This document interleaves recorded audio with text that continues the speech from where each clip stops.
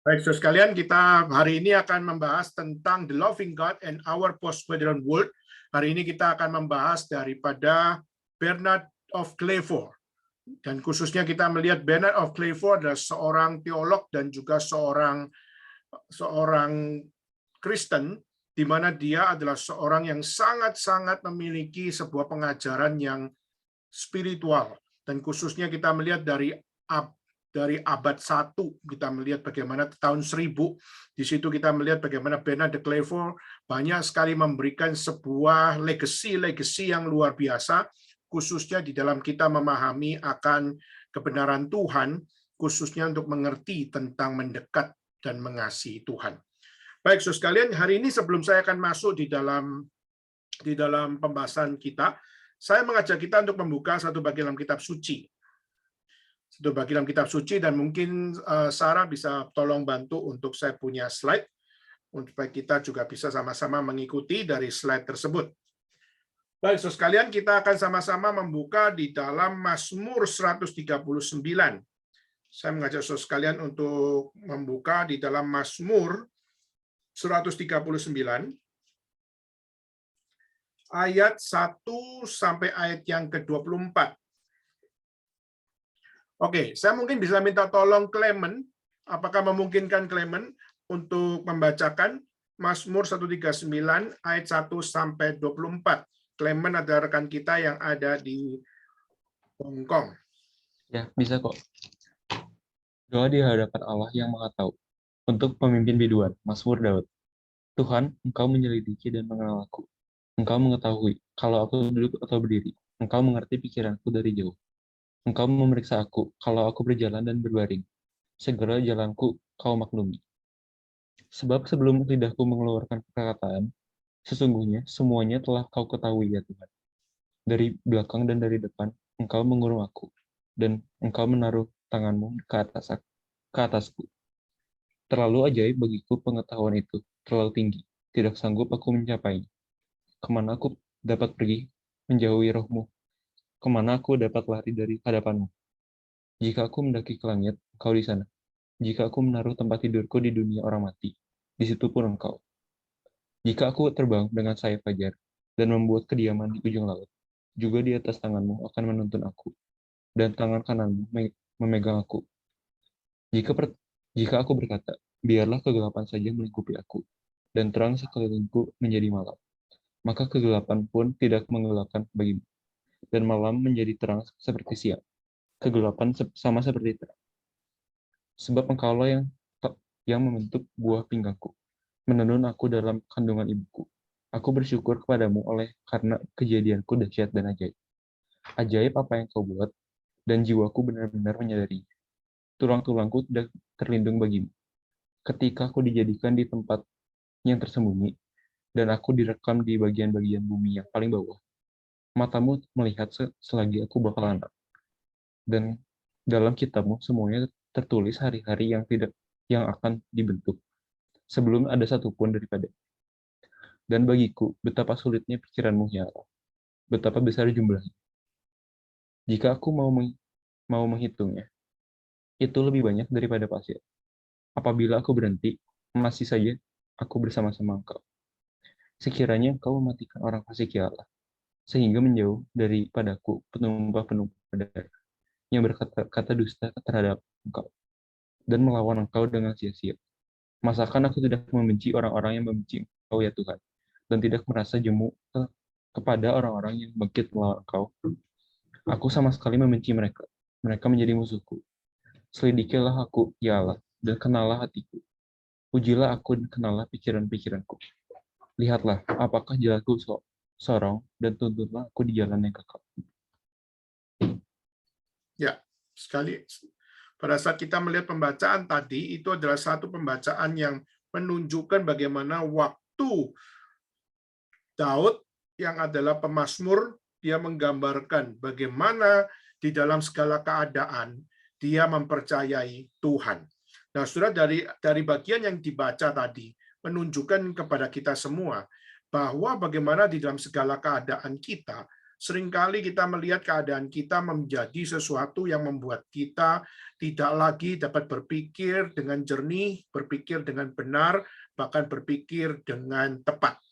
Nah, saudara, pada saat kita melihat justru melalui pemazmur yang tadi sudah dibacakan dalam pasal di dalam Mazmur 139 ayat 1 sampai ayat yang ke-24. Di sini dia memberikan satu gambaran kepada kita untuk bagaimana setiap kita mempercayai Tuhan yang benar. Bagaimana di saat kita berdoa, di dalam kita menghadapi segala kondisi, di dalam kita menghadapi segala waktu, di mana kita bisa memiliki konsep yang benar tentang Tuhan. Nah, saudara, maka kita dari ayat 1 sampai ayat 24 tadi, kita bisa membuat sebuah outline. Outline apa yang kita bisa baca dari situ? Nah, saudara, mungkin kita bisa lihat ke slide berikutnya. Nah, itu saudara bisa coba untuk minta Sarah untuk bisa klik, ya. Kalau kita melihat dari ayat 1 sampai ayat 6, itu berbicara tentang satu pemahaman bagaimana kita mengenal Tuhan. Nah, ayat 1 sampai 6 saya akan bacakan dalam bahasa Inggris. Oh Lord, you have searched me and you know me. You know when I sit and when I rise. You perceive my thought from afar. You discern my going out and my lying down. You are familiar with all my ways. Before a word is on my tongue, you know it completely, O Lord. You hem me in, behind and before. You have laid your hand upon me. Such knowledge is too wonderful for me, too lofty for me to attain. Saudara, di sini adalah satu gambaran, ayat 1 sampai 6 menggambarkan Tuhan itu adalah Tuhan yang maha tahu. Menggambarkan Tuhan adalah Tuhan yang segala sesuatu tidak bisa disembunyikan. Dia tahu segala sesuatu. You have searched me and you know me. You know, you perceive, you discern. Saudara, itu penekanan-penekanan yang digambarkan oleh pemazmur menunjukkan betapa Tuhan itu adalah Tuhan yang memiliki all knowledge, memiliki segala pengetahuan, dan dia tahu semua pengetahuan, dan dia tahu segala sesuatu yang dihidupi oleh setiap orang percaya. Maka dia tahu sungguh-sungguh di dalam kehidupan kita. Maka itulah kenapa waktu kita berdoa kepada Tuhan, waktu kita mendekatkan diri pada Tuhan, kita waktu berharap kepada Tuhan, saudara, pemazmur mengajarkan kepada kita, yaitu adalah ketahuilah, your God is the omniscience God. Tuhanmu adalah Tuhan yang maha tahu.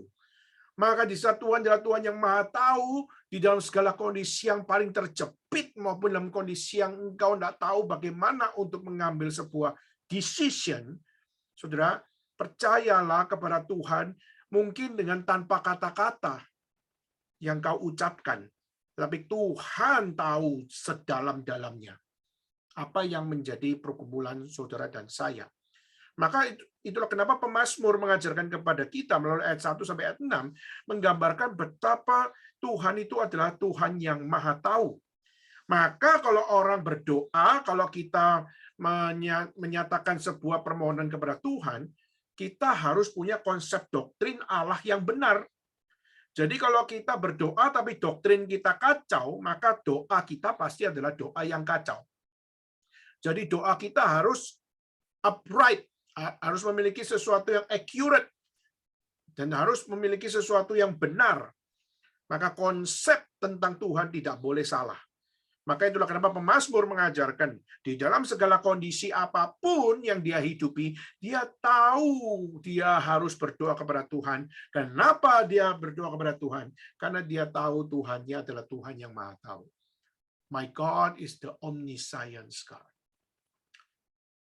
Lalu kalau kita lihat ayat 7 sampai 12, next ya. Kalau kita bisa melihat dari ayat 7 sampai ayat 12, saya akan bacakan. Where can I go from your spirit? Where can I flee from your presence? If I go up to the heaven and you are there, if I make my bed in the depth, you are there.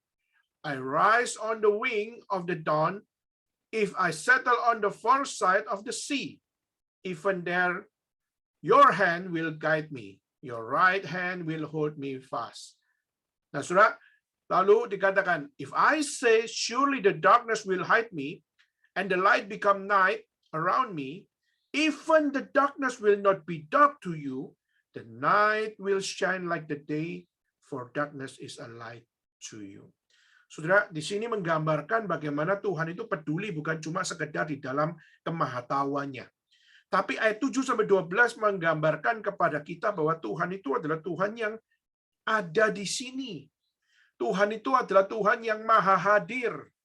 Jadi Tuhan ada di sana, tapi juga Tuhan juga ada di sini. Maka disitulah kita percaya apa yang namanya Immanuel, kita percaya apa namanya Tuhan beserta kita, itu bukan sembarangan slogan, tetapi itu adalah sebuah komitmen kita mempercayai Tuhan bahwa Tuhan ada di mana-mana. Kita percaya Tuhan itu maha hadir. Jadi Tuhan maha tahu, dan Tuhan maha hadir. Maka bisa saudara berada di tempat, misalnya saudara ada di kamar, saudara bisa berdoa kepada Tuhan. Kalau saudara ada misalnya di sekolah, saudara juga bisa berdoa kepada Tuhan. Saudara di tempat kerja, saudara juga bisa berdoa kepada Tuhan. Jadi berdoa bukan hanya harus berada di dalam gereja dan berdoa. Nah, saudara, itulah kenapa kita perlu untuk memiliki sebuah keyakinan. Waktu kita bisa berdoa kepada Tuhan, Tuhan adalah Tuhan yang maha tahu. Dan Tuhan adalah Tuhan yang maha hadir. Maka kalau Tuhan adalah Tuhan yang maha hadir, Tuhan tidak bisa ditipu. Tuhan tidak bisa disuap. Tuhan tidak bisa dipermainkan. Kenapa? Dia maha hadir. Maka tidak ada satupun dosa yang terlewat daripada Tuhan. Tuhan akan bisa melihat semua apa yang menjadi perbuatan, pikiran, maupun juga kelakuan daripada setiap orang percaya yang masih menghidupi dosa di dalam hidupnya. Setelah itu adalah bagian yang kedua, kita bisa melihat secara outline-nya, ayat 7-12. Berikutnya ayat 13 sampai ayat yang 18, maafkan saya salah tulis, harusnya 13 sampai pada ayat yang ke-18. For you created my inmost being, you knit me together in my mother womb.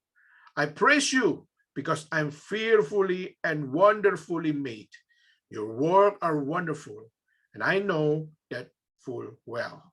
My frame was not hidden from you when I was made in the secret place, when I was woven together in the depth of the earth. Your eyes saw my unformed body. All the day ordained for me were written in your book before one of them came to be. How precious to me are your thoughts, O God. How fast in the sum of them. Where I to count them, they would outnumber the grain of sand. When I awake, I am still with you. Saudara, di sini bukan hanya bicara tentang omniscience, bukan bicara tentang omnipresent, tapi juga bicara tentang omnipotent. Saudara, sesuatu hal di mana kita melihat Tuhan, bukan sekedar Tuhan yang maha tahu, bukan sekedar Tuhan yang maha hadir, tapi Dia juga adalah Allah yang maha kuasa, di mana Dia menjadikan kita, Dia menciptakan kita, Dia memberikan kehidupan kepada kita, dan kita diciptakan di dalam kebaikan. Kita dicipta di dalam akan kuasa Tuhan. Sehingga saudara dan saya menjadi manusia yang kita lihat di mana segala pekerjaannya itu indah. Dan begitu indahnya menyatakan kemuliaan Tuhan. Jadi saudara, kita perlu juga menyadari Tuhan kita adalah Tuhan yang maha kuasa. Dan Tuhan yang maha kuasa adalah Tuhan yang memberikan hidup kepada kita, menjadikan kita menjadi manusia, dan juga bagaimana Dia senantiasa memberikan guidance kepada kita. Jadi saudara, inilah tentang Tuhan. God as the omniscience God, God as the omnipresence God, and God as the omnipotent God. Nah, maka saudara, setelah kita tahu bahwa Tuhan adalah Tuhan yang seperti ini, maha hadir, maha kuasa, maupun juga maha tahu, maka bagaimana respon kita terhadap Tuhan? Nah, kalau kita melihat di dalam next point-nya, ayat 19 sampai ayat 24, disitulah kita melihat respon daripada pemazmur. Dan ini juga mengajarkan kepada kita bahwa waktu kita kenal Tuhan sebagai Tuhan yang Maha Tahu, Tuhan yang Maha Hadir, maupun Tuhan yang Maha Kuasa, maka bagaimana di dalam kondisi seperti ini kita bisa memiliki respon yang benar di hadapan Tuhan. Nah, kalau saudara melihat di dalam ayat 19 sampai 24, if only you will slay the weak, O God, away from me, you bloodthirsty men. They speak of you with evil intent. Your adversaries misuse your name. Do I not hate those who hate you, O Lord, and abhor those who rise up against you? I have nothing but hatred for them. I count them my enemies. Search me, O God, and know my heart. Test me and know my anxious thought. See if there is any offensive way in me, and lead me in the way everlasting. Saudara, di sini kita melihat bagaimana respon kita waktu kita tahu Tuhan kita adalah Tuhan yang Maha Tahu, Tuhan kita adalah Tuhan yang Maha Hadir, dan Tuhan kita adalah Tuhan yang Maha Kuasa. Maka waktu kita melihat begitu banyaknya musuh-musuh yang memerangi kita, musuh-musuh yang berusaha untuk membawa kita supaya kita kehilangan iman dan sebagainya. Dan di saat kita melihat kesusahan, penderitaan, dan juga violence maupun evil ada di sekeliling kita, maka saudara, pemazmur mengajak kita untuk berespon itu untuk apa? Bukan menyumpahi mereka, bukan untuk sama-sama evil seperti mereka, tapi saudara, seperti ayat 23, 24, mengatakan apa? Search me, O God, selidikilah hatiku, and know my heart, dan ketahuilah apa yang ada dalam hatiku. Test me, yaitu ujilah aku, and know my anxious thought, apakah jalanku ini berada di dalam jalan yang serong atau jalan yang benar. Saudara, ini adalah sesuatu yang menunjukkan bahwa kalau kita percaya pada Tuhan, dan waktu kita menghadapi setiap penderitaan yang ada, jangan kita komplain dulu. Tetapi bagaimana kita memohon Tuhan untuk membereskan apa yang ada di dalam hati, pikiran, dan di dalam setiap etika, di dalam kelakuan kita. Kalau kita meminta itu kepada Tuhan, maka kita akan menjadi orang yang jauh lebih bijaksana daripada kita sekedar untuk meminta atau apa, untuk mengharapkan sebuah hal yang kita inginkan terjadi. Jadi saudara, maka itulah kenapa kita perlu untuk sama-sama mempercayai. Kalau saudara punya konsep Tuhan sebagai the omniscience God, the omnipresence God, dan omnipotent God, maka doktrin Allah yang benar ini sepatutnya membuat kita menyelidiki hati yang benar dan memiliki akan jalan yang benar di dalam konsep Tuhan yang benar. Nah, saudara, maka ini adalah satu bagian yang kita sebelum akan masuk dalam pembahasan kita pada hari ini.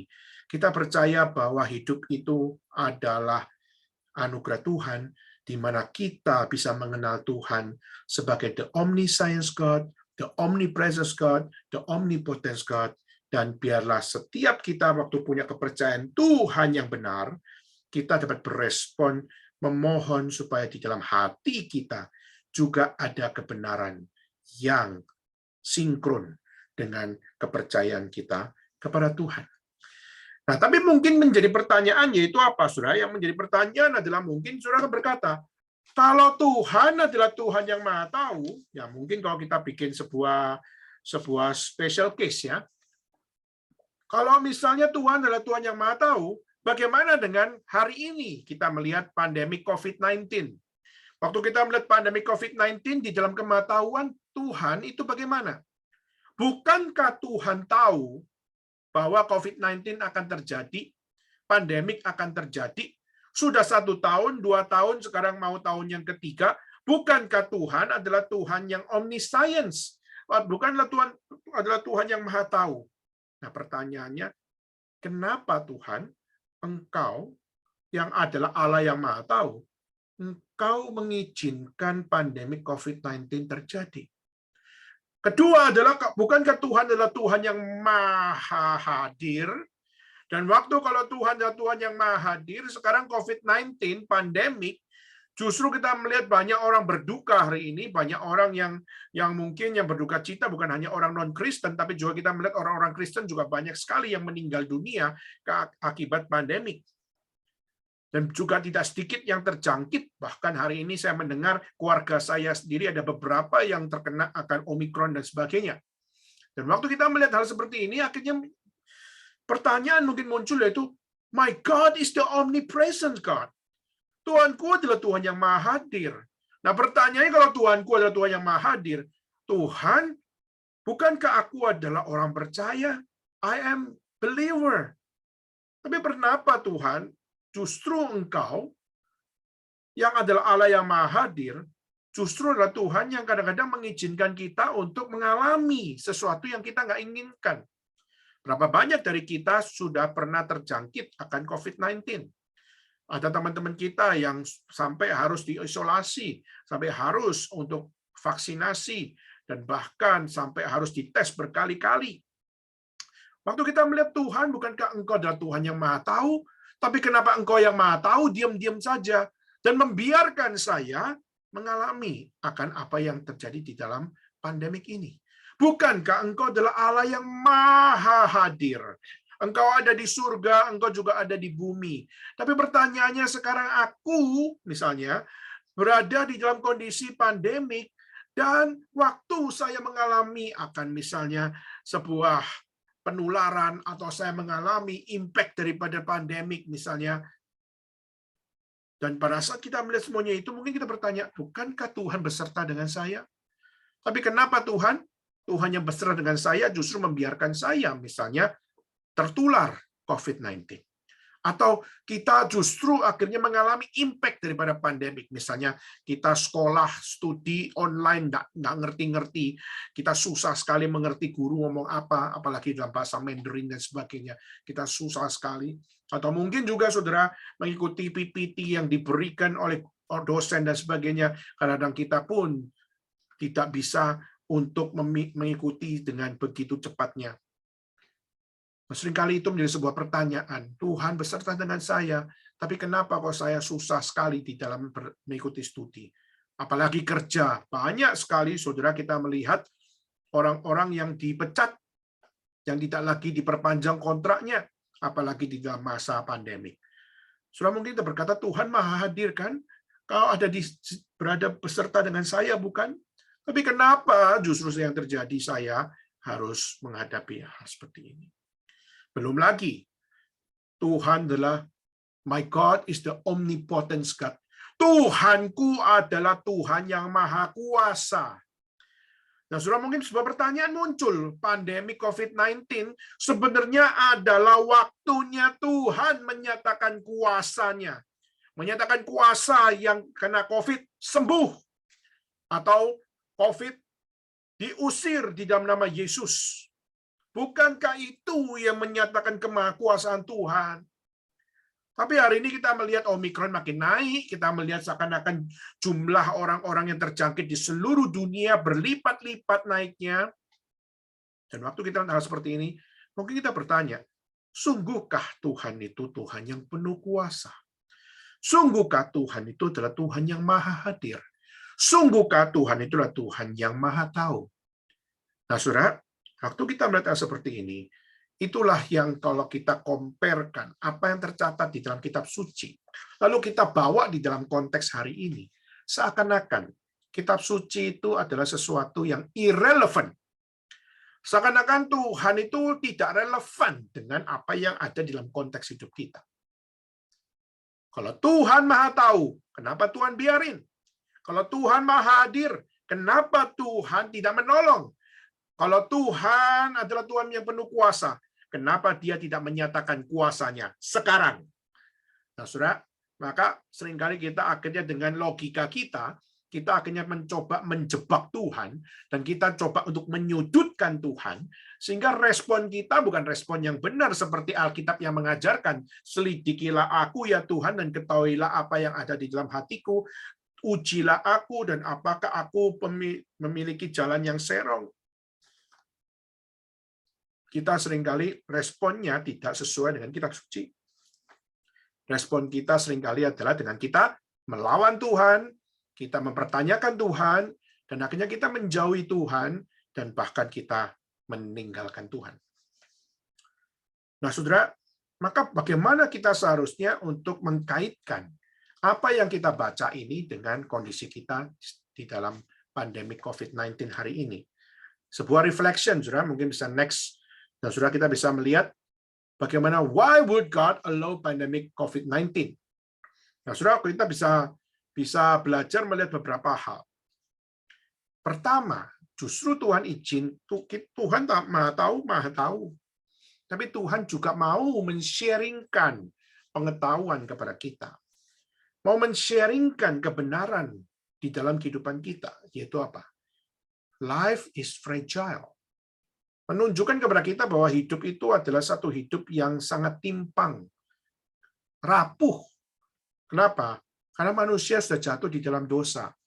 Karena manusia jatuh dalam dosa, maka kehidupannya rapuh. Meskipun punya pengetahuan tentang Tuhan, Tuhan adalah Tuhan. Tapi kita di dalam kerapuhan kita nggak bisa ngerti apa yang dimaksud oleh Tuhan. Kedua, yaitu adalah the pandemic should make us humble and relentlessly practical. Sehingga pandemik seharusnya membuat kita rendah hati di hadapan Tuhan. Bukan kita menuntut Tuhan dan menjadi Tuhan bagi Tuhan, tetapi justru kita menyadari bahwa we must learn how to be humble. Kita perlu belajar menjadi orang yang rendah hati dan menyadari bahwa saya ini adalah orang yang tidak memiliki capability apa-apa. Dan kita perlu belajar hidup lebih praktikal lagi untuk bagaimana menghidupi kerendahan hati tersebut.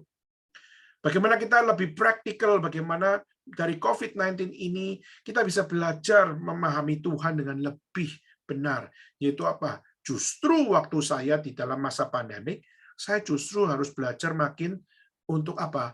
Belajar untuk makin memperbaiki kerohanian saya, memperbaiki cara pikir saya, memperbaiki cara pandang saya, dan memperbaiki teologi yang saya selama ini pahami. Apakah itu semua adalah sesuai dengan kitab suci atau tidak? Dan ketiga, saudara, yaitu COVID-19 cannot stop the love of Christ to us. Yaitu adalah, saudara pikir bahwa pandemi COVID-19 akan menjauhkan kita daripada Tuhan. Justru, COVID-19 cannot stop the love of Christ. The love of Christ itu lebih panjang, lebih lebar, lebih dalam, lebih tinggi daripada apa yang menjadi problem kita. Seringkali kita melihat problem kita itu lebih besar daripada Tuhan. Nah, contoh misalnya ya, misalnya saya di sini ada misalnya satu tempat bolpen ya, tempat ya alat tulis. Ukurannya segini, Saudara. Ukurannya kecil, ya, ukurannya kecil. Tapi kalau di depan mata kita seakan-akan wow besar sekali ini masalah saya. Masalah saya besar sekali sehingga saya nggak melihat apapun, saya cuma melihat masalah saya ini. Tapi Saudara, di saat masalah ini kelihatannya besar, tapi kalau kita memandang dengan lebih bijaksana, kita akan melihat bagaimana masalah saya itu cuma segini. Justru Tuhan itu lebih besar daripada masalah ini. Firman Tuhan lebih besar daripada masalah ini. The love of Christ lebih besar daripada masalah ini. Nah, seringkali kita menjadi orang-orang yang memiliki self-pity terhadap diri sendiri dan mengatakan bahwa the love of Christ itu tidak bisa menampung problem kita. Pandemik yang kita alami seringkali kita anggap lebih besar daripada the love of Christ. Nah, saudara, sehingga itulah akhirnya membuat kita menjadi orang-orang yang sangat-sangat kurang bijaksana. Sehingga pandemik justru membuat kita tidak melihat Tuhan dengan lebih jelas lagi. Justru kita makin kabur tentang Tuhan. Kita semakin tidak jelas memahami tentang Tuhan. Dan keempat, saudara, why would God allow pandemic COVID-19? Keempat adalah faith to action. Yaitu adalah kita bukan sekedar menggumulkan segala sesuatu itu, mempercayai Tuhan yang maha kuasa, Tuhan yang maha tahu, Tuhan yang maha hadir, hanya di dalam perspektif iman, atau hanya perspektif teologi, atau dalam perspektif akan apa yang namanya kerohanian, tapi tidak pernah di dalam sebuah action, tidak di dalam sebuah perbuatan, tidak di dalam sebuah kelakuan, untuk bagaimana kita menyatakan bahwa truly God is the omniscience God, God is the omnipresence God, and God is the omnipotence God. Saudara, kalau kita punya satu kesadaran seperti itu, maka kita bisa untuk apa? Melalui pandemik ini kita mengingatkan mereka bahwa apa? Ini soal hal yang kecil di hadapan Tuhan. Walaupun pandemi COVID-19 begitu besar buat kita, tapi di hadapan Tuhan ini adalah sesuatu yang kecil. Mari kita bergantung kepada Dia. Mari kita percaya kepada Dia. Mari kita hidupi apa yang benar. Dan kita hibur orang-orang yang berada di dalam kesusahan. Dan kasih Tuhan relevan. Bukan cuma buat saya, tapi juga relevan buat orang lain. Maka itulah kenapa di dalam masa pandemi, kita harus rajin, tekun untuk memberitakan Injil Tuhan. Kenapa? Karena justru Injil sangat relevan untuk membawa mereka melihat kepada Tuhan. Saudara, maka itulah kenapa kita perlu menyadari bahwa firman Tuhan sungguh-sungguh relevan dengan dunia ini. Firman Tuhan sungguh-sungguh relevan untuk bagaimana kita menghidupi apa yang kita hidupi. Nah, saudara, kita mau bahas tentang seorang yang bernama Bernard de Clairvaux. Tapi sebelum kita mau bahas tentang Bernard de Clairvaux, kita mau coba untuk melihat bagaimana mengasihi Tuhan kalau konsep kasih sudah menjadi konsep yang kacau balau, khususnya di zaman postmodern. Nah, saudara, saya akan mengajak saudara untuk memahami beberapa poin dari seorang filosofer, khususnya seorang filosofer yang sekarang sudah sangat tua, umurnya 90 tahun, seorang yang bernama Zygmunt Bauman. Di mana Zygmunt Bauman adalah seorang postmodern thinker dari Polandia.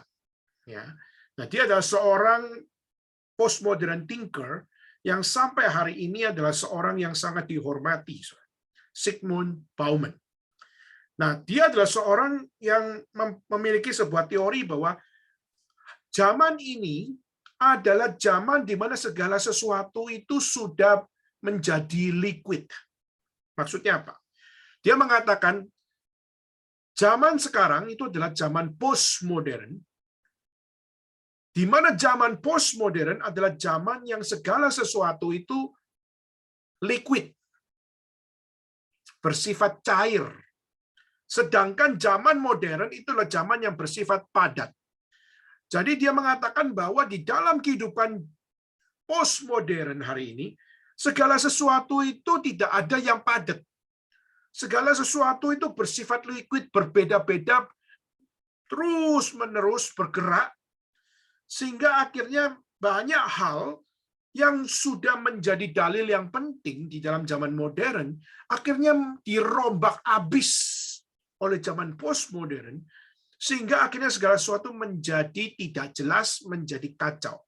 Nah, hari ini kita bicara tentang bagaimana kita mengasihi Tuhan.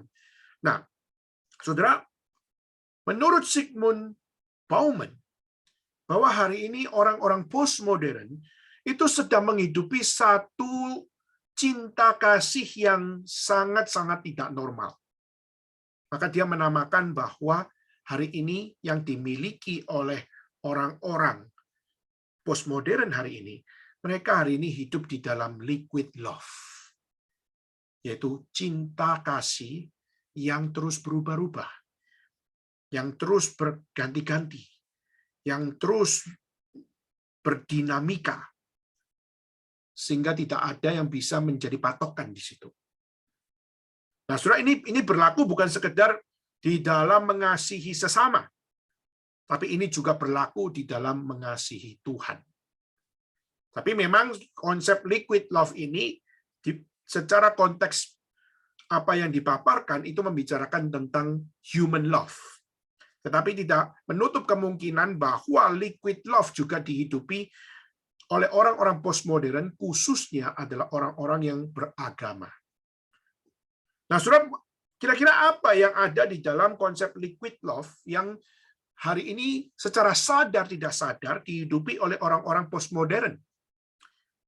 Hal yang pertama, saudara bisa lihat poin yang pertama, yaitu adalah hari ini banyak orang postmodern menghidupi cinta itu sudah di dalam cinta yang tidak sakral.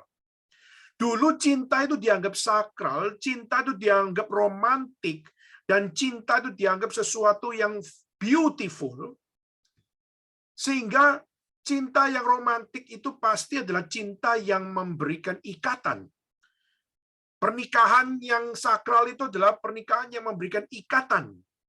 Dan juga di dalam cinta itu berbicara tentang sebuah ikatan yang bukan sekedar bicara tentang ketertarikan, tapi bicara tentang bagaimana memahami makna atau meaning daripada cinta itu sendiri.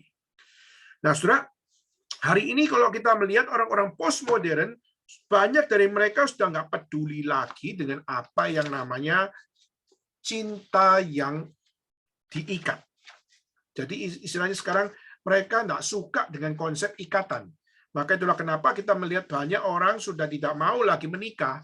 Sehingga kita melihat zaman postmodern, banyak dari mereka menganggap bahwa cinta itu sesuatu yang tidak seharusnya untuk dibawa di dalam kepemilikan.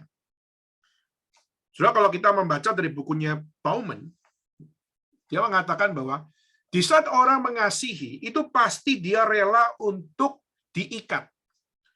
Pada saat mereka adalah orang yang mengasihi, dia pasti adalah orang yang rela untuk apa? Bukan sekedar diikat, tapi juga rela untuk berkomitmen. Nah, kalau pakai bahasanya dari Zygmunt Bauman adalah, kalau orang itu memiliki cinta, maka bisa dia mencintai orang lain, maka cinta orang tersebut dan cinta orang yang dicintai pasti adalah cinta yang saling memiliki. Saling memiliki berarti saling mengikat. Berarti apa? Ada satu konsep ownership di situ. Ada sense of ownership di situ. Aku adalah milikmu, kamu adalah milikku. Aku adalah pangeranmu, kamu adalah ratuku. Nah, itu konsep-konsep romantik yang kalau kita melihat di dalam novel-novel, misalnya kita bisa melihat dari siapa, dari Shakespeare, atau kita juga bisa melihat daripada karya-karya novel cinta yang ada di dalam zaman-zaman pertengahan, kita akan melihat bagaimana banyak sekali konsep cinta itu dibicarakan di dalam satu ownership, di dalam sense of ownership, di mana kita untuk bisa memiliki kamu dan kamu adalah milikku, aku juga adalah milikmu, maka we must to conquer. Kita harus untuk menaklukkan. Menaklukkan apa? Menaklukkan hatimu, menaklukkan akan apa yang menjadi cintamu, atau menaklukkan akan satu hal di mana engkau bisa trust, engkau bisa percaya, engkau bisa menerima acceptance dan sebagainya. Ya. Tetapi sudah zaman sekarang postmodern, justru konsepnya orang-orang yang hidup dalam abad postmodern sekarang adalah liquid love, yaitu apa? Kalau bisa kita menjalani hidup seperti orang menikah, menghidupi seperti orang yang berjatuh cinta, tapi kita nggak perlu punya ikatan, alias kumpul kebo gitu ya. Saya nggak tahu kumpul kebo bahasa Inggrisnya apa gitu ya. Saudara, buffalo meeting gitu ya. Saudara, buffalo relationship. Saudara, hubungan tanpa ikatan. Hubungan tanpa ikatan menjadi sesuatu yang dikaitkan dengan cinta. Cinta tidak lagi sakral, tidak ada lagi sense of ownership, tidak ada satu hal jiwa untuk conquer the heart, conquer the life concept. Sehingga akhirnya apa? Tidak ada tanggung jawab. There is no responsibility. laki-laki dengan perempuan. Tidak ada sebuah responsibility lagi. Semua dijalani seperti teman saja. TTM, teman tapi mesra. Dan akhirnya, saudara, kita melihat liquid love menghasilkan generasi yang membangun sebuah hubungan cinta kasih tanpa ikatan. Sehingga mentalitasnya adalah kita gunakan cinta kasih ini, kita gunakan kesempatan ini untuk kita membangun liquid love. Kenapa? Karena suatu kelak nanti kita akan membuang di saat kita sudah bosan. Kita akan membuang di saat kita mengalami konflik. Kita akan membuang di saat kita berhadapan dengan kesulitan. Saudara, di dalam kekristenan, pernikahan itu adalah sesuatu yang once forever. Di dalam konsep Alkitab mengajarkan bahwa waktu seseorang laki-laki bersatu dengan istrinya, di situ adalah satu komitmen forever sampai maut memisahkan. Maka di situ ada sebuah komitmen.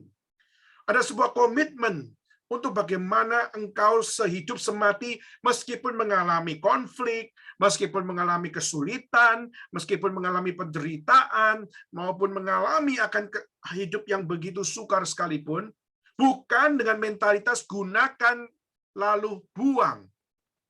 Itu mentalitas yang bobrok luar biasa. Justru kesakralan pernikahan adalah mengajak kita untuk bagaimana menghargai sebuah relationship dan diikat di dalam konsep yang sakral, yaitu di dalam Tuhan, dan di dalam konflik tetap percaya kepada Tuhan. Di dalam kesulitan tetap berharap kepada Tuhan. Dan pada saat kita menghadapi kesukaran yang tidak gampang untuk diselesaikan, tetap percaya bahwa poros daripada pernikahan adalah Tuhan, dan terus maintain akan kehidupan di dalam cinta kasih itu sampai maut memisahkan. Maka sudah liquid love hari ini sudah membuang apa yang sakral. Dan dalam hal ini termasuk adalah apa? Dalam hal ini juga termasuk mengasihi Tuhan. Sekarang orang postmodern sudah tidak menganggap Yesus Kristus adalah satu-satunya Tuhan dan Juru Selamat buat mereka. Mereka tidak mau diikat oleh satu nama namanya Yesus. Maka mereka akan mengatakan bahwa apa?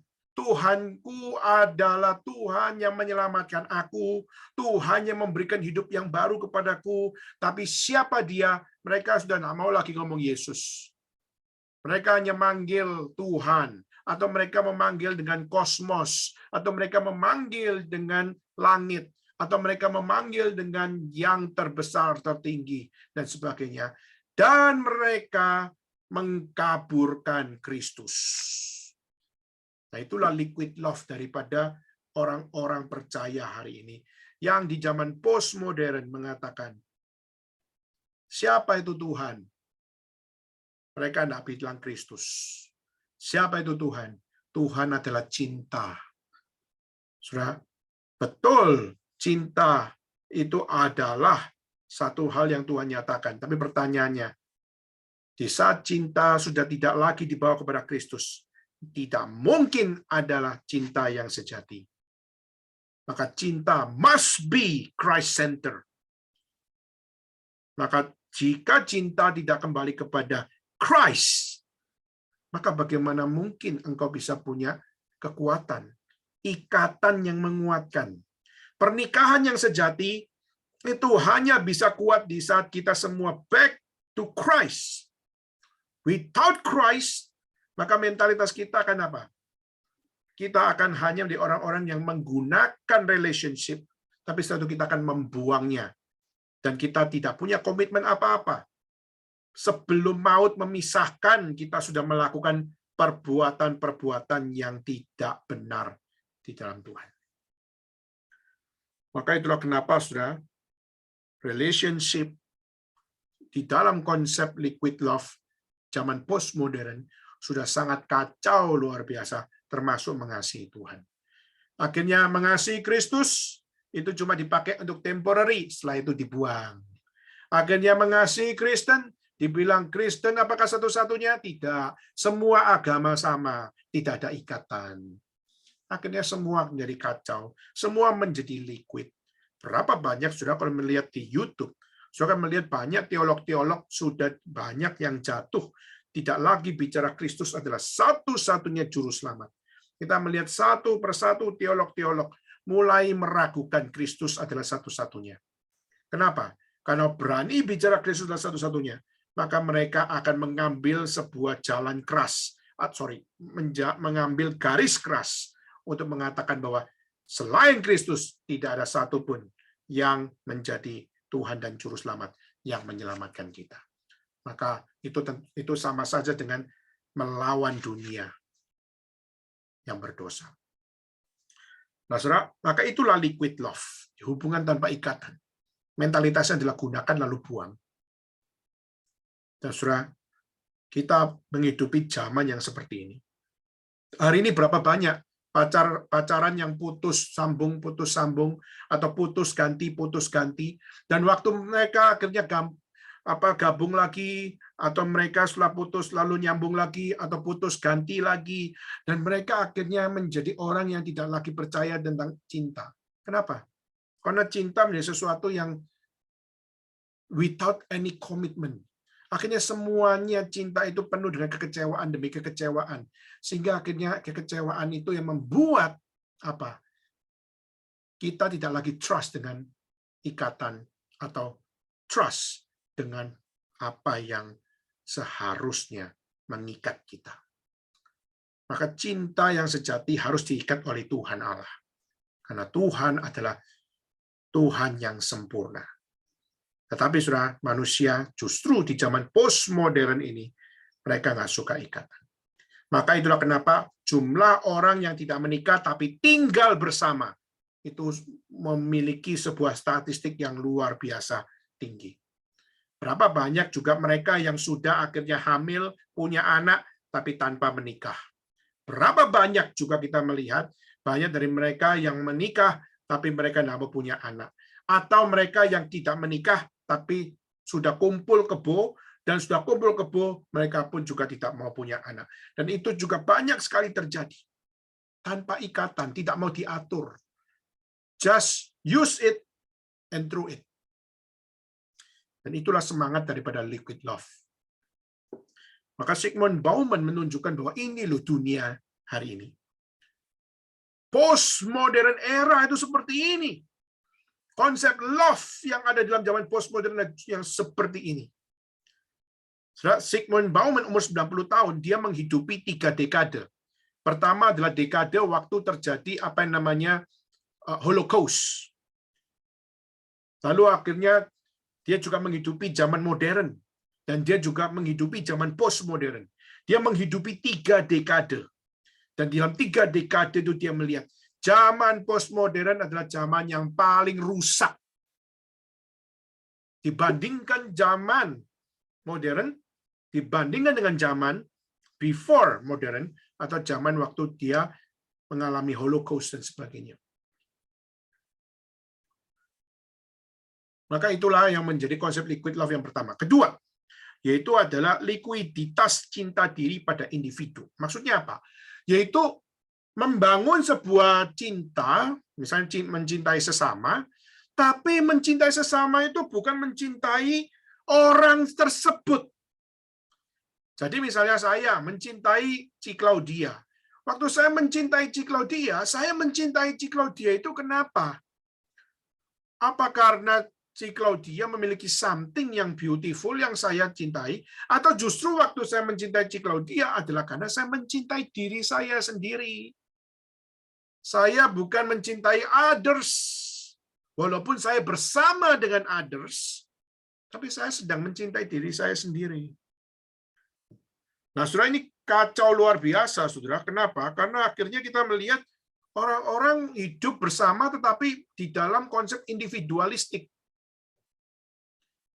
Itulah kenapa kita melihat banyak sekali orang nggak mau diikat. Kenapa? Karena mereka nggak mau diatur. Kenapa nggak mau diatur? Karena mereka mencintai konsepnya sendiri. Mereka mencintai perspektif pikirannya sendiri. Mereka mencintai apa yang mereka pikir itu benar dan mereka lakukan itu. Saudara, maka likuiditas cinta diri pada individu itu adalah sesuatu yang merusak, khususnya di dalam konsep love, di dalam postmodern, termasuk di dalam mengasihi Tuhan. Waktu mereka bilang aku pergi ke gereja, Mereka pergi ke gereja itu kenapa? Bukan karena dia mengasihi Tuhan. Banyak orang pergi ke gereja adalah karena mereka ingin dipuaskan. Itulah kenapa kalau kita melihat gereja di dalam kontemporer, postmodern era, kita melihat gereja cenderung menjadi entertainment. Gereja cenderung melakukan entertain kepada jemaat melalui musik, melalui akan talk show, atau melalui sebuah apa yang namanya dobrakan, misalnya apa, melalui media sosial dan sebagainya, berusaha untuk membuat jemaat itu merasa nyaman, comfort. Dan akhirnya itulah yang dilakukan oleh gereja. Gereja mengambil hati jemaat. Mengambil hati jemaat untuk tetap bisa mereka dapat memiliki akan sebuah kenyamanan. Surah Alkitab itu mencatat bahwa apa? Hidup mengikut Tuhan itu bukan di dalam kenyamanan, Saudara. Mengikut Yesus itu dikatakan apa? Engkau akan pikul salib, engkau akan menyangkal diri, engkau akan mengikut aku, menderita. Kita bukan menjadi orang-orang yang diisi di dalam kenyamanan, di dalam mengikut Tuhan. Justru yang benar itu mengikut Tuhan itu kita yang menghidupi apa yang tidak nyaman. Kenapa? Karena dunia ini berdosa dan dunia ini nggak nyaman. Tapi justru kita melihat gereja cenderung untuk menggunakan format dunia untuk mengambil hati daripada jemaat. Ini logikanya sudah terbalik, saudara. Maka akhirnya kita melihat jemaat kenapa datang ke gereja, karena mengalami entertainment, di-entertain, berarti mereka datang ke gereja adalah untuk dirinya mengalami entertaining, mengalami entertainment. Berarti dia mengasihi diri. Gereja juga mengasihi dirinya, yaitu apa? Entertain terhadap jemaat supaya jemaat tidak meninggalkan gereja dan sebagainya. Saudara, ini sama-sama kalau kita pakai istilah utilitarianism, ini adalah win-win solution. Win-win solution, sama-sama cinta diri, bedanya yang satu cinta dirinya namanya gereja, yang satu cinta dirinya namanya jemaat. Saudara, ini sebuah kekacauan. Cinta sudah tidak lagi bicara tentang you, tetapi cinta bicara tentang self, bicara tentang me, bicara tentang apa yang kita ingini. Inilah kekacauan liquid love. Sigmund Bauman bukan orang Kristen, tapi dia mengatakan, hari ini cinta sudah dieksploitasi oleh orang-orang egois, orang-orang yang self-centered, dan mereka coba mencintai diri. Bahkan mereka memperalat agama, memperalat relationship, memperalat ngomongnya pacaran, tapi akhirnya cari spill, cari will, selingkuh, dan sebagainya. Itulah orang yang berani untuk berselingkuh itu namanya cinta diri. Dan termasuk orang Kristen bilang, saya orang Kristen, tapi saya juga pergi ke dukun, tapi saya juga pergi ke cari tukang guamia. Itu namanya orang yang tidak mencintai Tuhan, tapi mencintai diri. Saudara, kalau kita sungguh-sungguh melihat dunia ini kayak begitu loh. Sigmund Bauman bukan orang Kristen, tapi dia melihat ini loh problemnya dalam postmodern era. Dan saudara, saya kira semakin orang tua, apalagi dia menghidupi 3 dekade, dia pasti dengan sedih melihat zaman demi zaman. Ketiga, silakan. Liquid love, lebih menitik beratkan segala sesuatu itu kepada ketertarikan fisik daripada untuk bicara tentang makna cinta.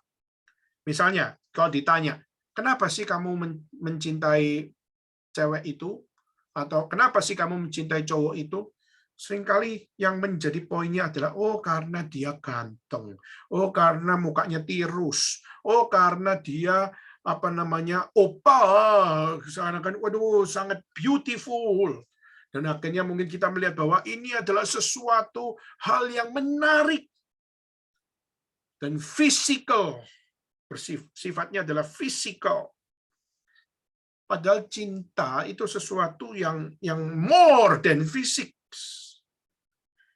Nah, Saudara, Bauman adalah seorang yang percaya bahwa cinta itu bukanlah sesuatu yang berawal dari mata turun ke hati. Itu konsep, sebenarnya kita melihat itulah konsep yang sangat-sangat humanistik. Bauman adalah seorang yang dulu dia adalah keturunan Yahudi. Maka kita percaya dari konsepnya dia percaya bahwa cinta itu sakral. Ya, karena saya percaya juga dengan pribadi dia sebagai orang Yahudi, dia juga percaya bahwa cinta itu berasal dari Tuhan. Tetapi memang kita melihat bagaimana dia mensekulerkan kalimatnya dengan mengatakan apa? Cinta itu ada dan muncul tanpa kamu undang. Kadang-kadang kita datang, ketemu orang, tiba-tiba kita langsung bisa kepincut, langsung kita bisa cinta kepada dia. Nah, cinta itu ada dan muncul tanpa sebab. Dia mengatakan bahwa cinta itu bukan karena kamu melihat something karena cantiknya, tapi hasrat itu yang muncul itu, hasrat untuk memiliki itu adalah sesuatu yang tidak bisa untuk dibentuk oleh kamu. Jadi cinta itu cinta yang begitu abstrak yang muncul dan juga tiba dan juga berada tanpa kita undang dan tanpa kita harapkan. Nah, maka itu adalah sesuatu hal di mana cinta itu ada tanpa sebab. Ini konsep daripada Zygmunt Bauman. Ya. Nah, maka cinta itu kenapa datang dengan tanpa sebab? Khususnya tanpa sebab itu maksudnya adalah manusianya. Manusianya bisa cinta itu bukan karena dia, tapi karena ada sesuatu yang datang. Ya, kalau kita pakai istilah kekristenan itu adalah anugerah yang datang. Nah, seringkali kita justru cinta itu adalah anugerah, tapi seringkali kita ganti dengan ketertarikan fisik. Kita ganti dengan kebaikan orang. Kita ganti dengan kesamaan hobi. Kita ganti dengan apa yang namanya persamaan cara berpikir. Dan akhirnya kita katakan itu sebagai cinta. Maka bagi Bauman, cinta itu sesuatu yang sangat indah. More than fisik. Tetapi cinta itu sesuatu yang meaningful. Karena apa? Dia datang tanpa kamu harapkan. Dia ada bukan berdasarkan apa yang kamu mau. Dia muncul tanpa sebab. Dan dia datang kepada kamu. Saudara, maka masih ada konsep kesakralan di balik kalimat tersebut. Ada something yang begitu misterius di balik kata cinta atau love itu sendiri. Maka dia mau menggambarkan bahwa apa? Mencintai sesama itu ada something misteriusnya. Maka itulah kenapa kita tidak bisa mencintai itu hanya bicara tentang, oh kamu cantik, ganteng, maka aku jadi suamimu, aku jadi pacarmu. Pertanyaannya, apakah semua orang ganteng dan semua orang cantik itu harus jadi pacarmu dan harus jadi istrimu, harus jadi suamimu dan harus jadi pacarmu? Enggak kan? Dunia ini penuh dengan orang ganteng, penuh dengan orang cantik. Tapi pertanyaan, apakah semua orang ganteng dan semua orang cantik, kamu harus jadikan mereka semua adalah suami dan istrimu? Enggak. Bukan. Ada something yang kita bisa katakan, saya pilih dia dan tidak yang lain. Kenapa? Karena dia adalah meaningful. Hari ini justru full. Bukan meaningful, penuh makna, tapi meaningful, yaitu maknanya bodoh. Itulah yang terjadi. Maka Zygmunt Bauman mengatakan bahwa cinta yang cuma melihat kepada sebuah ketertarikan fisik, itu adalah sesuatu yang liquid. Maksudnya apa? Dia tidak akan bertahan lama. Dia hanyalah seorang yang mencintai, dan ya memang mungkin trennya sekarang begitu, tapi akhirnya nanti berapa tahun kemudian dia akan hilang sendiri. Nah, ini juga berkaitan dengan Christianity. Banyak orang percaya kepada Tuhan, percaya pada Yesus, tapi kalau cuma percaya kepada Yesus karena berkatnya doang, karena gerejanya memberikan entertainment, lalu mengatakan mengikut Kristus itu tidak ada penderitaan, maka saudara, kalau waktu penderitaan datang, akhirnya ke gereja tidak bisa memberikan akan satu jawaban. Kenapa menderita? Bukankah kita anak Tuhan? Kenapa kok saya menderita hari ini? Maka nggak bisa menjawab. Maka mengikut Tuhan hanyalah sebuah ketertarikan fisik. Maka suatu kelak nanti, iman seseorang akan jatuh. Dan itu betul-betul, saudara. Apa yang dikatakan Zygmunt Bauman ini bukan bicara tentang sekedar orang-orang secara humanistik, tapi juga secara rohani. Betapa banyak orang Kristen yang seperti ini. Berikutnya, saudara. Yaitu adalah orang-orang hari ini di dalam zaman postmodern, banyak konsep love-nya itu liquid love. Kenapa? Karena cinta itu dipikirkan di dalam sebuah konsep investation atau investasi. Di mana waktu aku mencintai seseorang, aku harus mengalami akan sebuah profit. Wah, konyol, saudara. Jadi kalau misalnya saya mencintai seorang perempuan, karena saya mengharapkan saya punya, misalnya apa? Misalnya dengan pikiran jahat, saya ingin punya pengalaman seksual bersama dengan dia sebelum nikah. Kalau misalnya mengalami sebuah sexual life dengan dia sebelum menikah, maka saya pikir bahwa itu sesuatu yang baik, maka saya akan lanjutkan. Tapi kalau setelah memiliki sexual life dengan dia dan saya tidak puas, maka saya akan tinggalkan. Maka membangun sebuah relasi, membangun sebuah cinta kasih, itu bersifat investasi. Maka kalau saya dapat profit sesuai dengan kepuasan saya jalani. Tapi kalau saya memiliki cinta kasih, tapi tidak memberikan profit kepada saya, justru memberikan beban kepada saya, itu bukan investasi yang baik. Maka, saudara, kalau saya mau membangun sebuah cinta kasih, saya harus dapat hasil. Jangka pendeknya mungkin saya dapat cinta kasih secara seksual.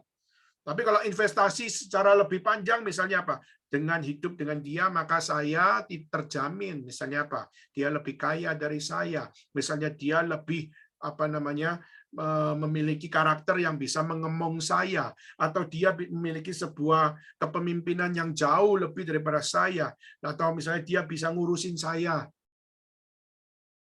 lebih daripada diri saya sendiri. So, itu adalah sebuah konsep investasi. Istilahnya saya membangun relasi dengan kamu dengan harapan dapat profit lebih lagi. Istilahnya itu kalau pakai istilah dagang itu adalah saya taruh 10.000 berharap dapat 100.000. Saya taruh 100.000 berharap dapat 1 juta. 1 juta berharap dapat 10 juta. Saudara, investasi cinta. Mengejar profit. Saudara, ini bukan sekedar berada di dalam relasi human. Bukankah hari juga kita melihat banyak orang mengikut Kristus, jadi Kristen dengan konsep seperti ini, bukan? Dengan konsep investasi. Tuhan, saya mengasihi kamu. Saya kasih ya, cepet ceng ya. Tuhan berkati saya dapat cetiau. Saudara, bukankah itu yang hari ini kita melihat banyak kekristenan seperti ini?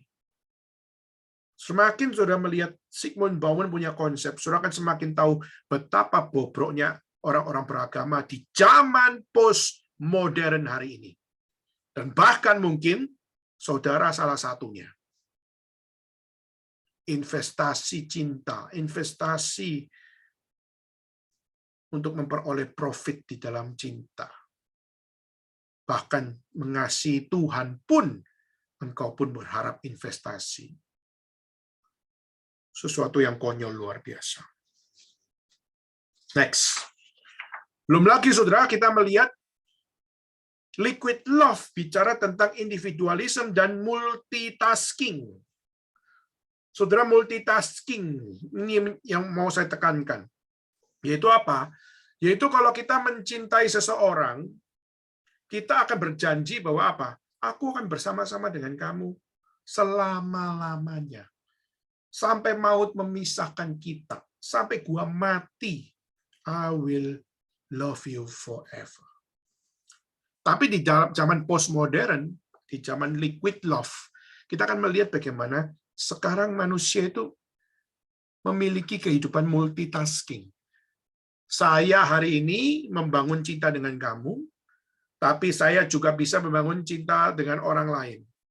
Saya bisa memiliki hubungan cinta dengan kamu melalui WeChat, tapi terhadap orang lain saya juga punya dengan WhatsApp. Dengan WhatsApp, saya punya hubungan dengan orang lain, saya juga bisa punya hubungan dengan orang lain lagi dengan IG, atau dengan Facebook, dan sebagainya. Akhirnya saudara punya konsep cinta, tapi cintanya berubah-ubah. Dan formatnya menjadi multitasking. Yang seharusnya adalah the one and only you. Akhirnya sekarang only you-nya jadi many you. Bukan only you, tapi akhirnya many you. Itulah yang jadi kekacauan postmodern hari ini. Maka itulah kenapa punya simpanan itu biasa di zaman era postmodern. Itulah kenapa bisa punya pill atau punya will, pria idaman lain atau wanita idaman lain, itu sesuatu yang sudah dianggap biasa. Karena postmodern era, manusia konsep cintanya cenderung dengan mengegois untuk kepuasan diri, menghidupi sebuah kehidupan multitasking. Always changing, always dynamic. Maka di Jakarta punya satu, Surabaya punya satu, Malang punya satu, Kediri punya satu. Akhirnya satu. Liquid love. Dan akhirnya multitasking.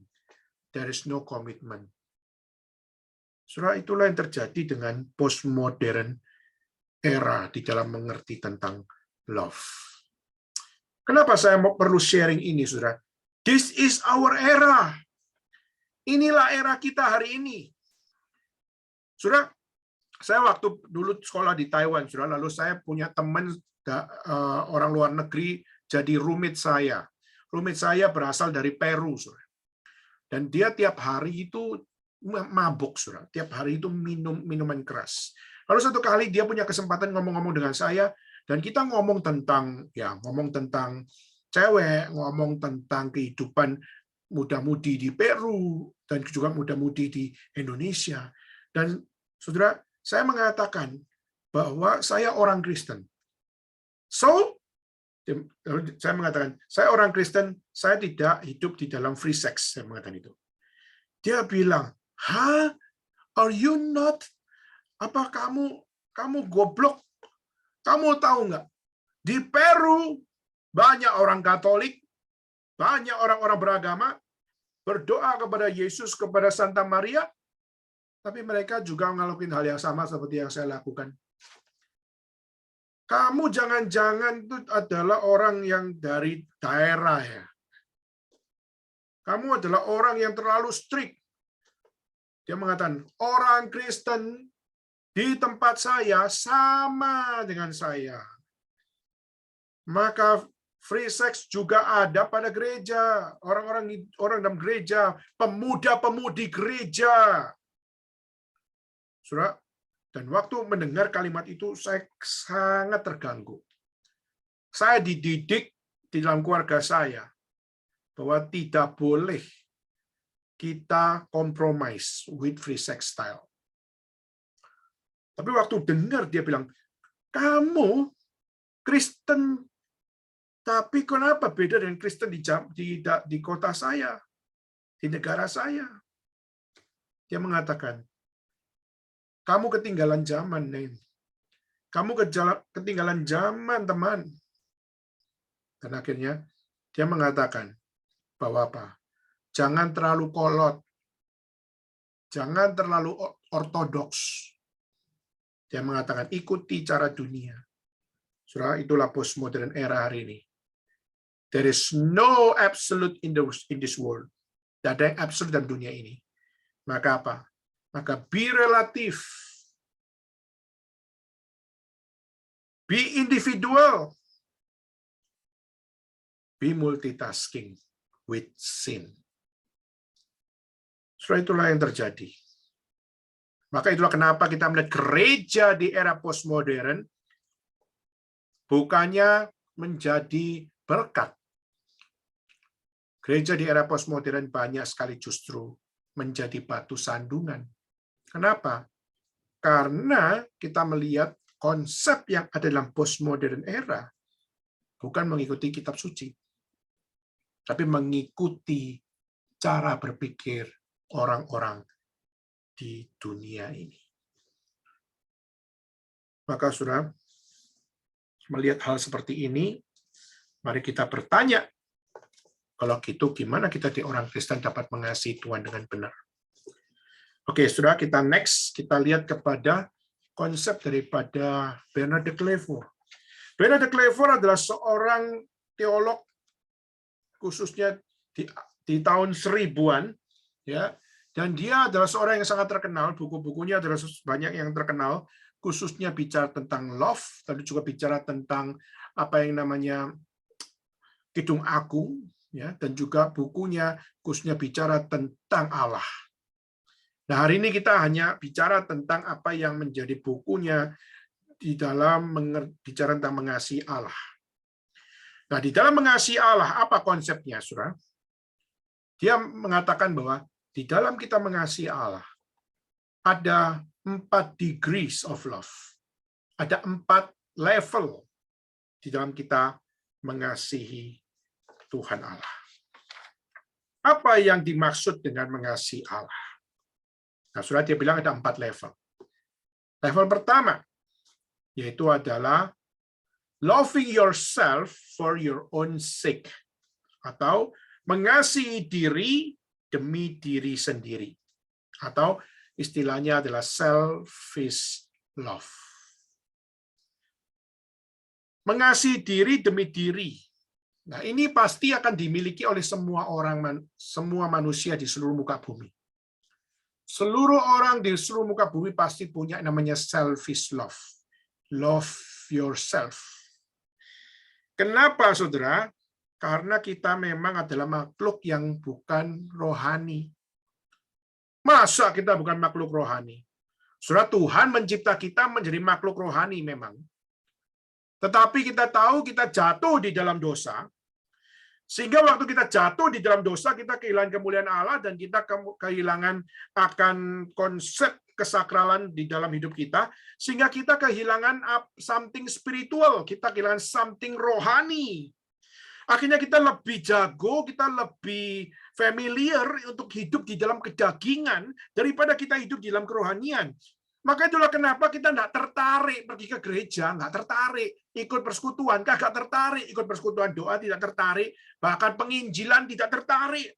Kenapa? Karena itu di luar diri kita. Something spiritual itu sesuatu yang sangat-sangat jauh daripada diri kita sebagai manusia berdosa. Maka ketidaktertarikan kita di dalam bergereja, di dalam bersekutu, di dalam kita melayani Tuhan, itu berkaitan di dalam hidup kita yang tidak rohani. Hidup kita yang lebih pintar untuk hidup di dalam kedagingan. Kenapa? Karena kita memang adalah makhluk yang sudah jatuh dalam dosa, kita lebih memiliki sebuah ability untuk mengasihi diri. Tetapi Alkitab mengajarkan kepada kita yaitu apa? Mengasihi diri itu bisa memuaskan diri nggak? Mengasihi diri itu bisa membuat kamu akhirnya berkata, aku udah butuh yang lain, aku cuma maunya mengasihi diriku. Saudara, setiap orang akan punya fase untuk mengasihi diri. Tetapi setiap mereka pasti akan berada di dalam satu fase. Mereka memang mengalami kepuasan diri, tapi mereka tidak memiliki sukacita. Dan orang yang biasanya akhirnya mengalami problem di dalam kepuasan diri mereka, mereka kehilangan sukacita, akhirnya mereka mencari apa di dalam diri mereka supaya memperoleh sukacita. Nah, saudara, banyak dari mereka akhirnya melangkahkan level mereka yaitu di dalam mereka mencari Allah. Mereka mencari Tuhan. Tapi Tuhannya Tuhan yang masih sesuai apa yang mereka mau. Mencari Tuhan yang sesuai dengan apa yang mereka harapkan. Tapi juga ada yang akhirnya mencari dan akhirnya menemukan. Menemukan apa? Menemukan Tuhan yang benar. Nah, Alkitab di dalam Matius pasal 22:37 dikatakan, "Love the Lord God with all your heart, with all your soul, and with all your mind." Jadi setiap kita, walaupun seegois-egoisnya kita, mencintai diri kita, pasti kita akan mengalami ketidakpuasan di dalam mencintai diri kita. Kenapa? Kita akan bosan mencintai diri, dan akhirnya kita coba untuk mencari Allah. Kita akan coba untuk mencari Tuhan. Dan akhirnya kita mencari Tuhan, khususnya demi diri kita sendiri. Jadi cari Tuhan bukan untuk karena Tuhan, tapi mencari Tuhan karena saya perlu, kekosongan hati ini perlu diisi. Jadi akhirnya poin kedua, level kedua adalah loving God for your own blessing. Jadi masih egois, mengasihi Tuhan, tapi masih egois. Yang pertama mengasihi diri demi diri. Kedua mengasihi Tuhan, tapi demi diri. Jadi kita kelihatannya akrab sama Tuhan, kita kelihatannya memiliki sebuah sebuah hubungan dengan Tuhan, tapi kita juga memiliki akan apa yang namanya sebuah keterbatasan. Ya. Maka itulah kenapa akhirnya terjadi, yaitu kita mencintai Tuhan, tetapi kita masih dengan harapan diri kita sendiri. Nah, saudara, maka ini adalah cinta dari orang yang dari mencintai diri sendiri untuk diri sendiri, mulai mencari Tuhan, tapi masih untuk dirinya sendiri. Nah, ketiga, saudara, yaitu adalah mengasihi Tuhan demi Tuhan. Loving God for God's own sake. Atau bicara tentang intimacy with God. Nah, kalau tadi poin kedua, loving God with your own blessing, yaitu akhirnya kita sadar saya bosan dengan diri kita sendiri, akhirnya saya mencoba untuk mencari Tuhan, saya mencari Tuhan demi diri saya sendiri, maka saya belajar dependent with God, saya belajar untuk mendekatkan diri kepada Tuhan, dan saya belajar untuk menyelami Tuhan, meskipun saya masih egois. Dalam kitab suci dikatakan, Mazmur 118 ayat 1, "Give thanks to the Lord, for He is good, that He has shown us love." Bersyukur kepada Tuhan karena Dia baik, karena Dia telah menyatakan cinta kasih-Nya kepada kita. Jadi kita bersyukur, tetapi kita masih bersyukurnya atas apa yang sudah Tuhan tunjukkan kepada kita, tapi kita masih berada di dalam sebuah hal mengasihi Allah demi diri kita sendiri. Jadi belum menjadi sesuatu yang because you or you. Nah, ketiga adalah loving God for God's own sake, yaitu adalah membangun sebuah intimacy with God. Nah, kita bisa lihat di dalam Mazmur 34 ayat 8. "We love God not because of your need, for we have taste, for we have know ourselves the sweetness of God." Karena kita sudah mencicipi, kita sudah mengalami Tuhan. Aku mengasihi Engkau karena kami mencicipi Engkau, Tuhan. Kami mengalami Engkau, ya Tuhan. Akhirnya kami memiliki sebuah hal, yaitu kehidupan bersama dengan Tuhan, intimacy with God. Dan, saudara, ini adalah konsep yang sangat-sangat mistik, yaitu adalah di saat kita bisa mencintai Tuhan karena kemuliaan Tuhan. Nah, saudara, ini adalah tingkat yang sangat-sangat mistik, yang sangat-sangat dekat dengan Tuhan, yang sangat-sangat misterius, yang sangat-sangat memiliki sebuah Bukan sekedar kedekatan, tapi sebuah keindahan di dalam mengasihi. Nah, keempat, saudara, yaitu self-love for God's sake, atau being united with God's love. Jadi kita mengasihi diri bagi Allah. Mengasihi diri bagi Allah. Saudara, ini sesuatu yang kelihatannya aneh. Self-love, bukankah self-love itu biasanya itu lebih bersifat mencintai diri, itu bersifat lebih menyukai dosa gitu ya. Tapi di sini self-love for God's sake. Mengasihi diri bagi Allah. Nah, Bernard de Clairvaux mengatakan, level yang keempat ini adalah level yang terlalu sakral. Self-love for God's sake. Mengasihi diri demi Allah. Itu sesuatu yang sangat-sangat sakral. Dan dia mengatakan, saya seorang Bernard de Clairvaux, saya tidak berada di dalam poin yang keempat ini. Jadi dia mengatakan, saya mungkin poin pertama, saya poin kedua, saya poin ketiga. Tapi saya bukan orang yang poin keempat. Self-love for God's sake. Itu adalah orang yang betul-betul diri pun ku serahkan kepada Tuhan. Kemauanku pun ku berikan semua kepada Tuhan. Segala apa yang ada pada diriku, ku kaitkan semua kepada Tuhan. Saudara, maka Bernard de Clairvaux adalah orang yang betul-betul waktu mengatakan self-love for the God's sake, dia ingin menyatakan bahwa apa? Seperti yang ada dalam kitab suci, my flesh, my heart may fail, but God is the strength of my heart and my portion forever.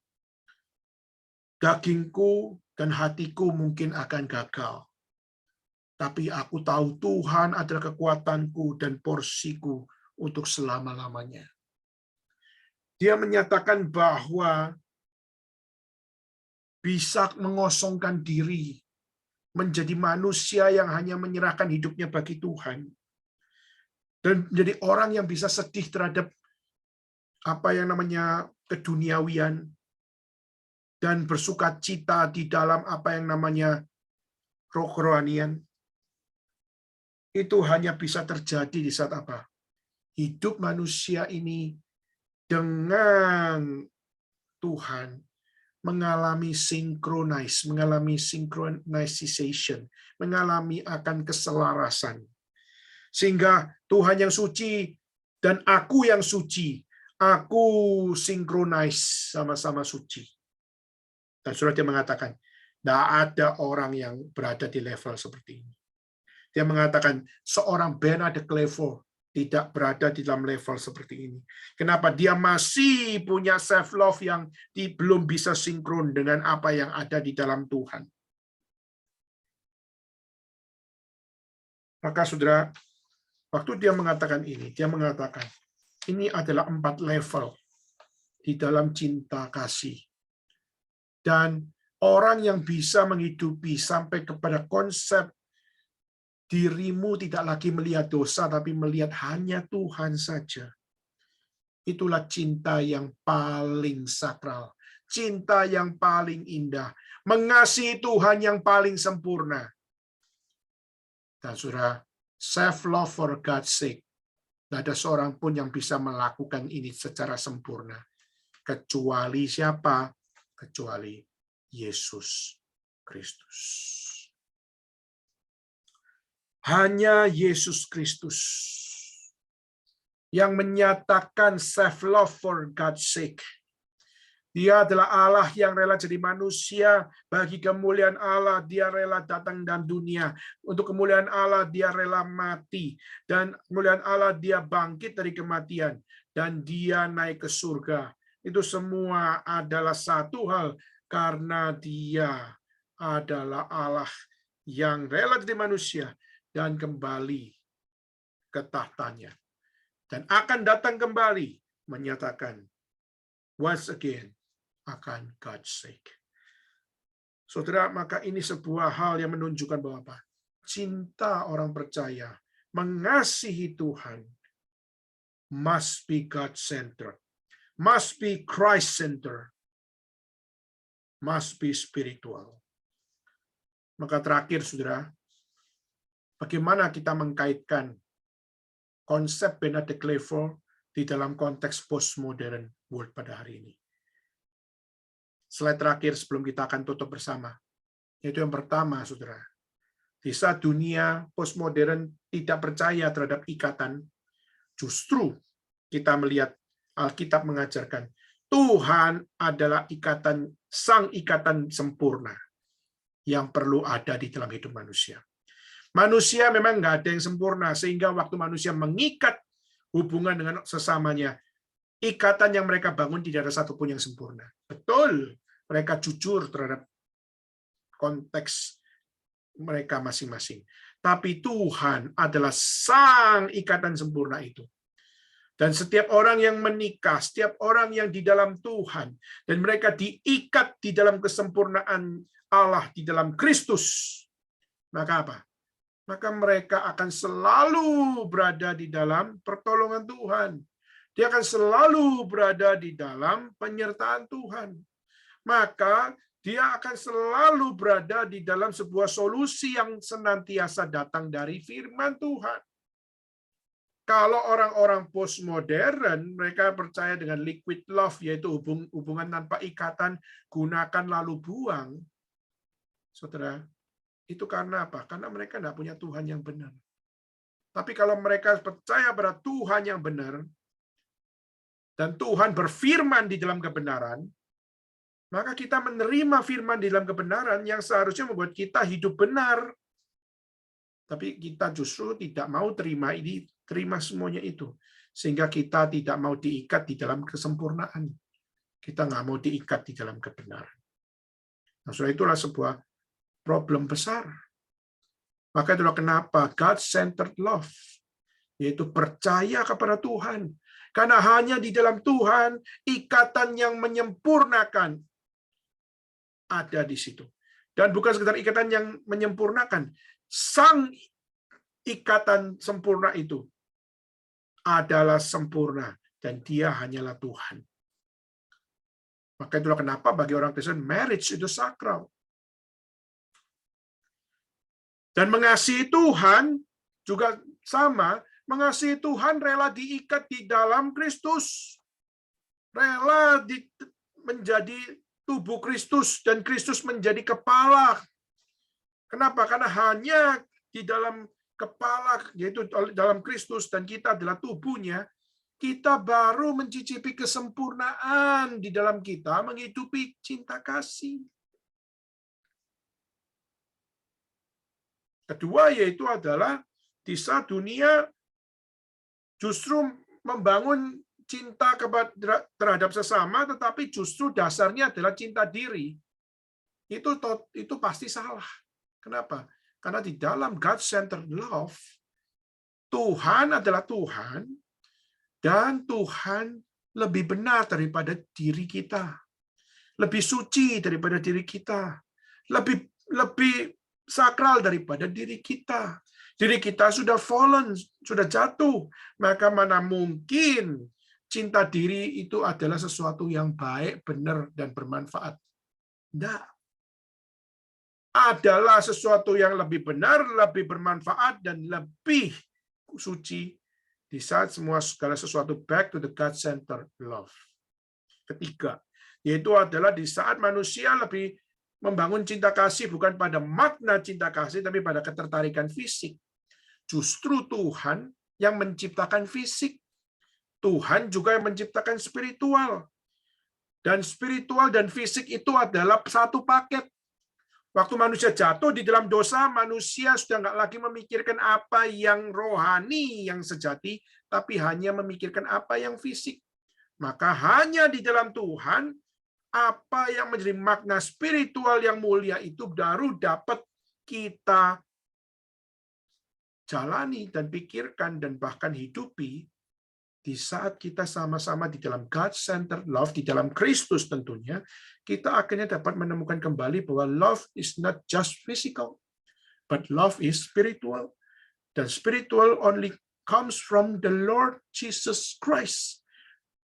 Itu Allah yang rela jadi manusia, memberikan nyawanya, dan menyatakan cinta kasih, sehingga kita semua dapat beroleh cinta yang sakral.